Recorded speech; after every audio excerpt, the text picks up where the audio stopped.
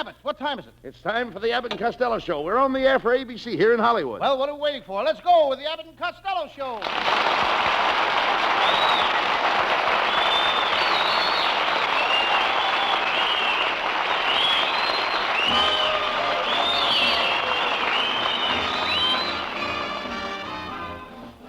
Yes, it's the Abbott and Costello Show, produced and transcribed in Hollywood for your listening and laughing pleasure, with chuckles with a carload and music by Matty Malnick.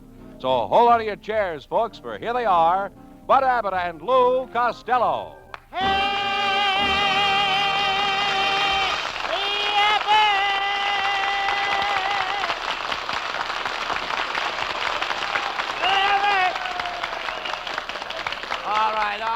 All right. Cut out that yelling. What's all the excitement?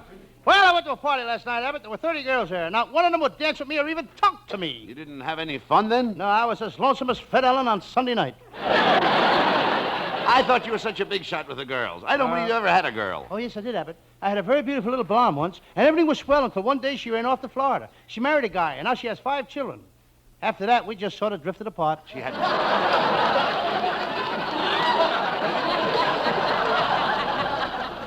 Why don't you speak to my wife, Lou? She knows lots of nice girls. No, your wife don't like me, Abbott. Well, No. if you hang around with her more, you'll find me. You'll eventually get in her skin. Well, I guess one more lump won't hurt her. How can you talk that way about my wife? Remember the first night you met her? Yes. The minute she walked in the room, I said, there's either an ugly woman or a good-looking man. Costello, do you know you're getting more stupid every day? Gee, thanks, Abbott. I'm glad to know I'm not stagnating. Oh, get him.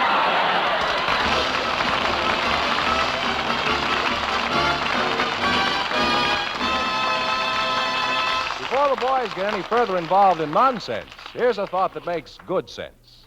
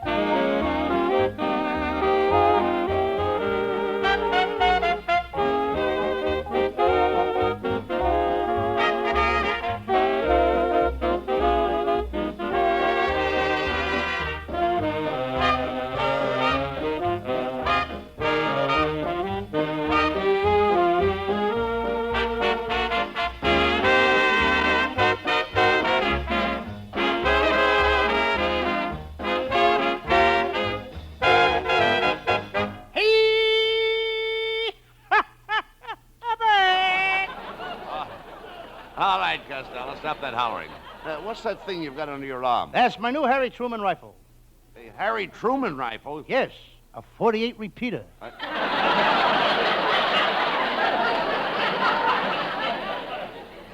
What happened to you last night? I called your house and you weren't home. Well, I went to the movies, Abbott. I saw one of those old-time pictures. It was all about the Romans. They had a chariot race in it, and it was won by a guy named Ben-Hur. Yeah.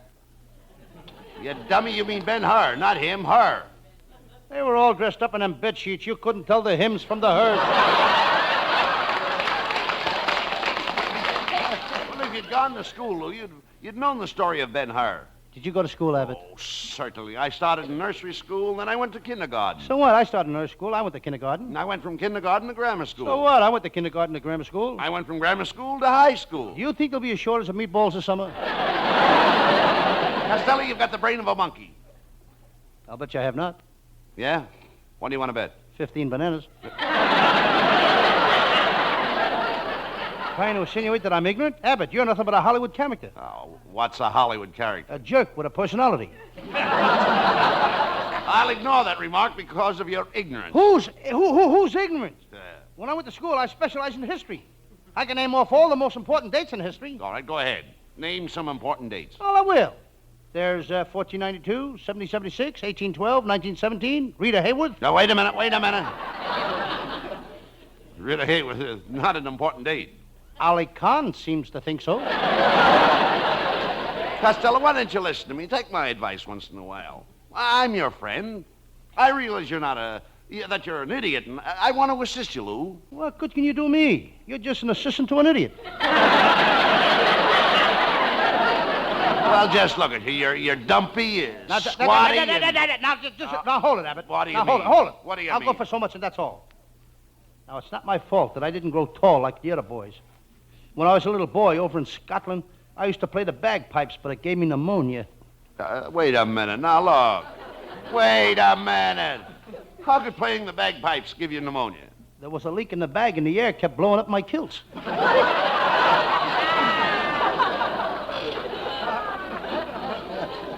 Instead of wearing a whisk broom in front of my kilts like the rest of the Scotsmen, I had to wear a hot water bottle. Well, you must have had a very poor childhood, Costello. I did, Abbott. We were very poor. My mother had to work, and she had to take in washing. She had to scrub office floors. She worked as a blacksmith. She drove an oil truck. And one time for 3 years, she worked in the daytime as a waitress and worked at night in a coal mine. What did your father do? He kept the books. Well, I guess you had a pretty tough time when you were a kid. Yes, I'll never forget the day my mother made my first pair of long pants. It had 12 buttons down the back and 4 pockets in the front. Well, what did she make them out of? My father's old vest. I was the only kid in school that had a watch fob hanging from a knee. Were you very popular with the other kids in school, Lou? Oh, I was a pitcher on a baseball team. What a pitcher I was. I had a drop ball, a slow ball, a curve ball. Did you have a screwball? That was before I met you, Abbott. You dummy, you ought to be back in school right now. For your information, Abbott, I'm keeping steady company with a red-headed school teacher. What does she teach? She has a high school class of men all over 40 years old. 40-year-old man? Why don't they go to college? When she gets through teaching them, there's nothing else to learn. Running around with a school teacher. Why don't you find a nice girl and get married? I'm going to, Abbott, as soon as I get some money. Money. Costello, don't worry about money. Do you realize what money is? Money is the root of all evil. Money's an invention of the devil. Money is filthy lucre.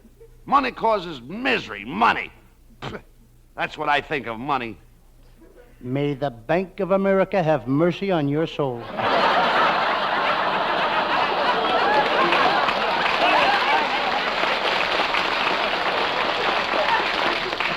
Costello, you don't need money. What you need is the love of a good woman. Find another girl like my wife, Betty. You mean there's another girl like your wife, Betty? Costello, I love my wife. My Betty's a real cookie. Your wife is a cookie? That's right. Abbott, you just set baking back 20 years. You'd be lucky to get a girl like my wife. My Betty is always straight from the shoulder. Who wants a girl that's straight from the shoulder? I like the girl that curves. Oh, Uncle Bud, something terrible just happened to me. And this is really his Uncle Bud, and this is the nephew. We don't kid about it. He's got to work. Abbott's nephew. Pay attention to what he says, folks. This may be his last performance. What is it, Norman? Nephew Norman? Why are you so excited? Well, Uncle Bud, when I was coming through the pass in the mountains, a mountain lion jumped right in the car beside me. Yes, then what happened? The lion killed me!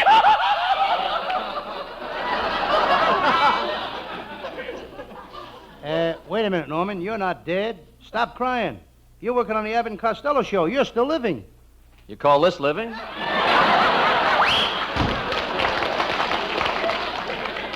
Really, though, sincerely, there goes a brilliant boy.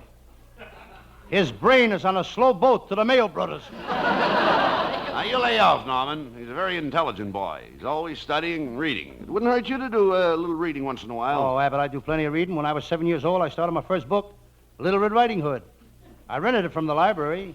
It's the last time I'll ever rent a book from the library. Well, didn't you like Little Red Riding Hood? Abbott, up to now, I owe that library $2,800. And Little Red Riding Hood has yet to meet the wolf. Little Red Riding Hood. Why don't you read some of the newer books? I just bought Gypsy Rose Lee's new book. It's a story of her life. Well, what does Gypsy Rose Lee call her new book? The Leg and I.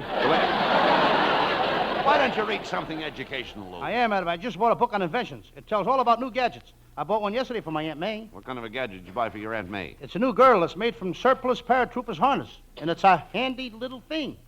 At night, she doesn't have to undress. She doesn't? No, she just jumps off the top of the dresser and pulls the ripcord. That's ridiculous. But, hey, I understand you're working on some kind of a silly invention yourself. And my invention is all finished, too, Abbott. It's a new kind of perfume. And all the girls in Hollywood are going to go crazy about it. All the girls in Hollywood are going crazy about your perfume. Why? It smells like money. I gave a bottle of it to my Aunt May. Boy, did it make her popular. Your Aunt May was never popular. Is that so? Back in Patterson, New Jersey, she was so popular, every guy in town used to drink champagne out of her slipper. And what did it get her? She's got the only big toe in the world that belongs to Alcoholics Anonymous. Come back here this instant.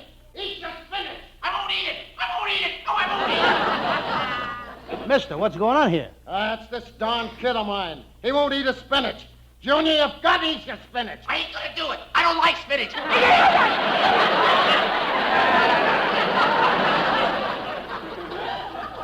Well, you eat your spinach or Saturday, I'll make you go to see Abbott and Costello's picture, Mexican Hayride. No, you can't do that to me. I'll eat my spinach. You're my boss. You can't do that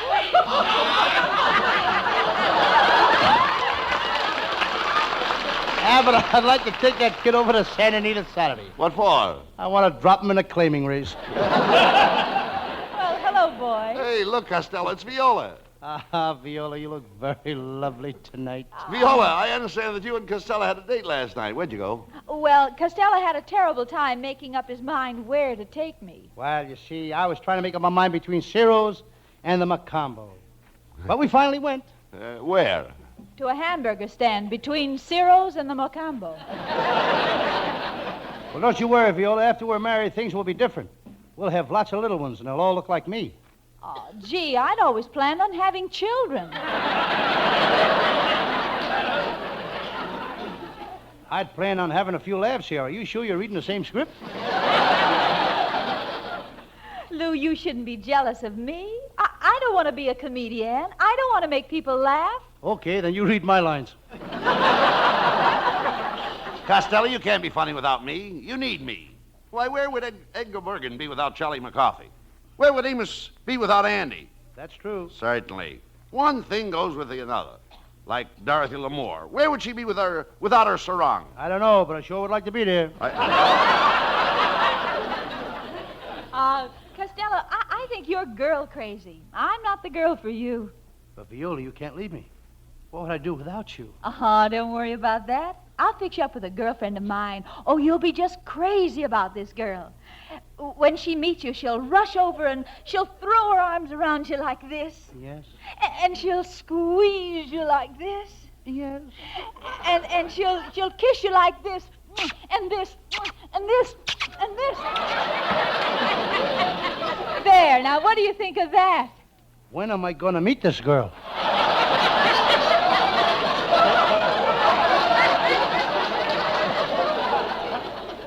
Viola, why don't you take pity on Costello and marry him?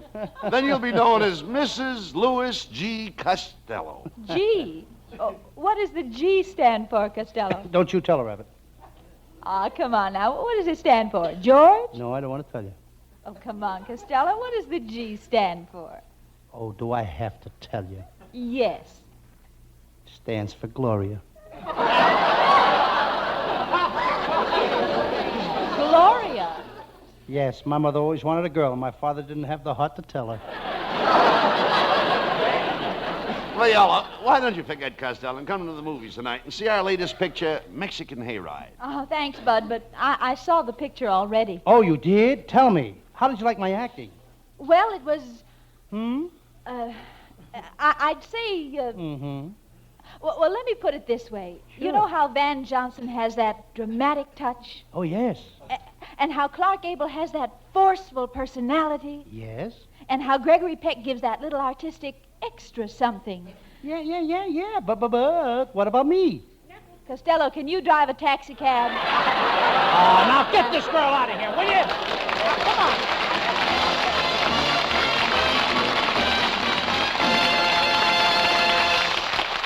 And that's only half the fun, folks. Just as many laughs yet to come. But first, listen to this.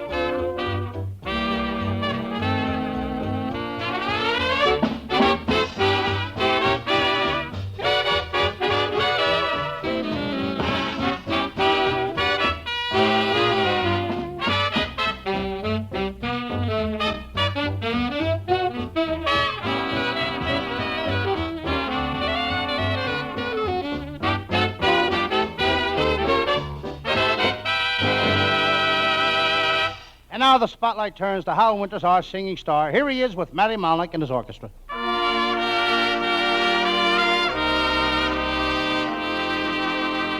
I caught you, sir, having a look at her as she went strolling by.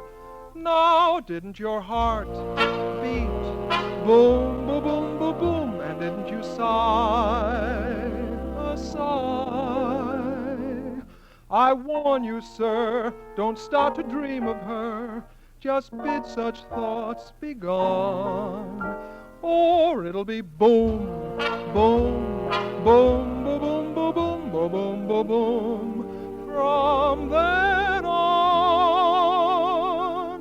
For once in love with Amy, always in love with Amy, ever and ever fascinated by her, sets your heart afire to stay. Once you're kissed by Amy, tear up your list, it's Amy. Ply her with bonbons, poetry and flowers, moon a million hours away. You might be quite the fickle-hearted rover, so carefree and bold, who loves a girl and later thinks it over and just quits cold. But once in love with Amy, always in love with Amy, ever and ever sweetly you'll romance her. Trouble is, the answer will be that Amy'd rather stay in love with me.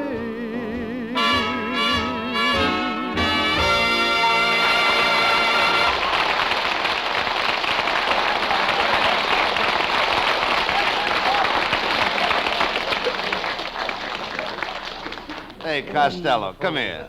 How did you get your clothes so dirty? Just look at your coat. It's torn and your shirt is ripped and, That ain't my fault, Abbott. What? I was out on one of my Sam Shovel detective cases last night.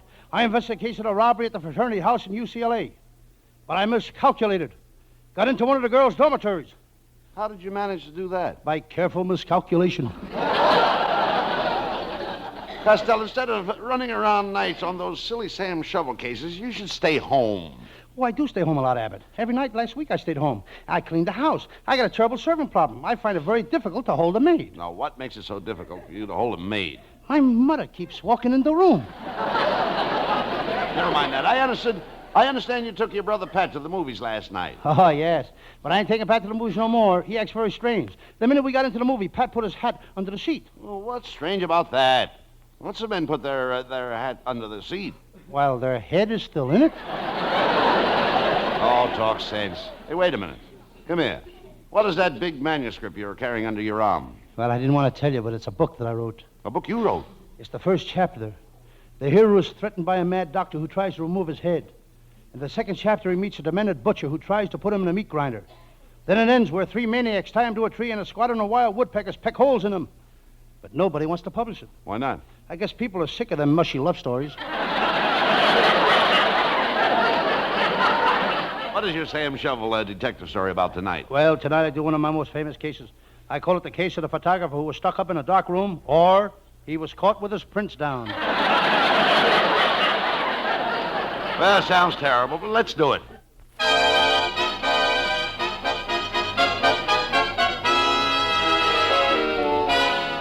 now, the makers of Bebop Bubble Bath present the adventures of Sam Shovel, Private Detective. But first, a word about our product, Bebop Bubble Bath. Friends, would you like Bubbles in your bathtub? You would?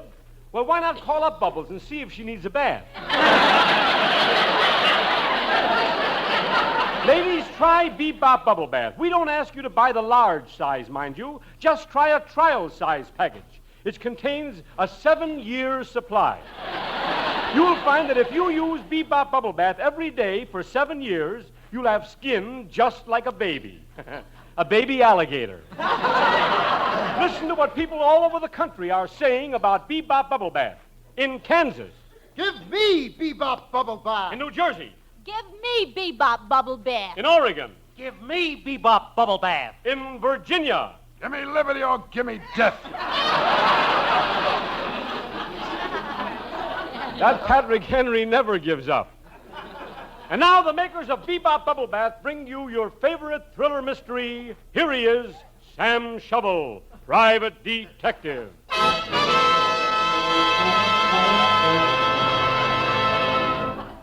Yes, I'm Sam Shovel. Sam Shovel, Private Detective. The detective business has been mighty slow lately. Last night, having nothing to do, I went to a big public library and buried my nose in a book. This morning, I had a heck of a job finding it. I forgot what book I buried it in.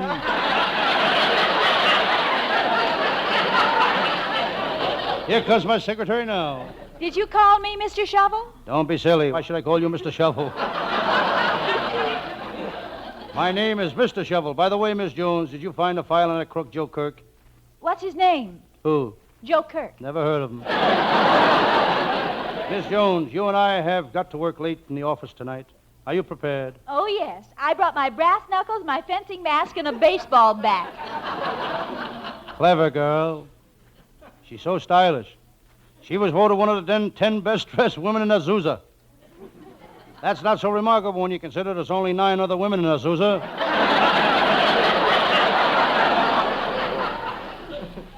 Suddenly, the inter-office communication system buzzes. It's my secretary. She speaks.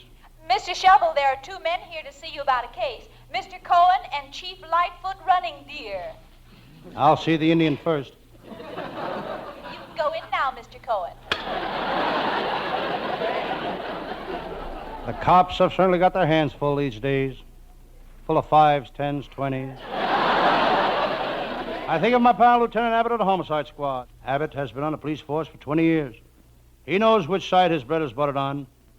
He can take any piece of bread and say, this side is buttered. Sam, I'm on the trail of Zeke, the hillbilly moonshiner, burglar. Lieutenant Abbott, I'll be glad to help you. What do you want? Well, you've seen Zeke. Give me a thumbnail description of him. Well, he uses liquid polish, and his cuticle is pushed way back. Sam, I want you to go with me to the Ozarks. I've got to capture Zeke. It'll be a dangerous trip. Those hillbillies are strange people. They're always arguing, shooting and farming. Yep, feuding, fighting, and fertilizing. Come on, Sam, we're heading for the hill.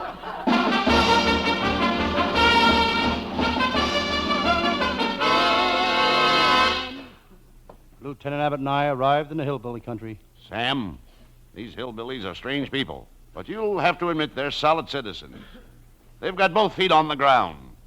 They've got to have both feet on the ground. They don't wear shoes. I read in the papers where a 75-year-old hillbilly wanted to marry a girl 9 years old. Did he marry her? Nope, his parents objected. They didn't want him marrying a girl who'd been divorced 3 times. Wait a minute, Sam. Here comes a bunch of hillbillies. Let's ask them if they know where Zeke is. Howdy, strangers. I'm Jim Hartfield. These here are my sons. I'm Sam Shovel, the detective, and this is Lieutenant Abbott. Boys, say hello to the strangers. Lem? Do. Clem? Burt? Sir? Burt went to military school.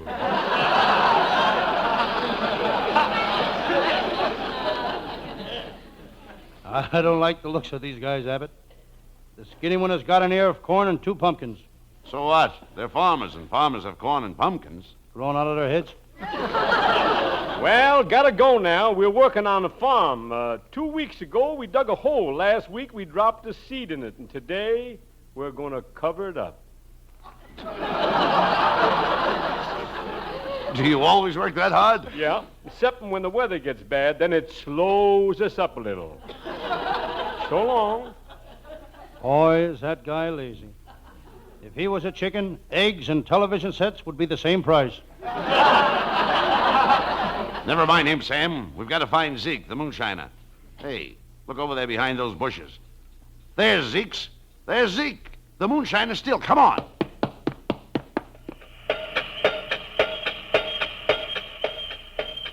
Hey, look. There's Zeke. He's making corn liquor. He's jumping up and down on the corn, crushing it.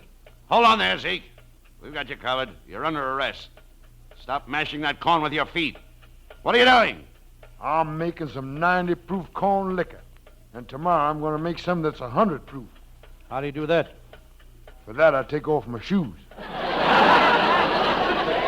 Zeke, how do you make that corn liquor? Well, first I mash up the corn. Then I dump in a gallon of turpentine. Then a gallon of Clorox.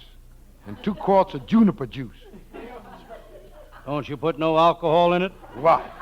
Ruin the taste? Zeke, we're taking you to jail. Sam, grab some of that moonshine for evidence. And you better taste it to make sure we got the right stuff. Lieutenant Abbott, you know I never touch the stuff. So you're a brave detective, eh? Sam Chevrolet. Go ahead, you coward. Taste it. That stuff will grow hair on your chest. He's only kidding, Sam. Go ahead and taste it. Okay.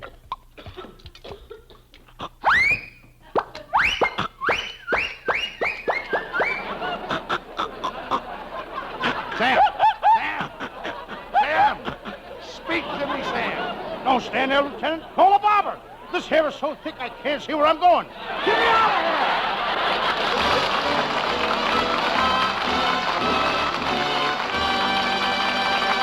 Now, before Abbott and Costello have their final fling, we bring you one more thought on this subject.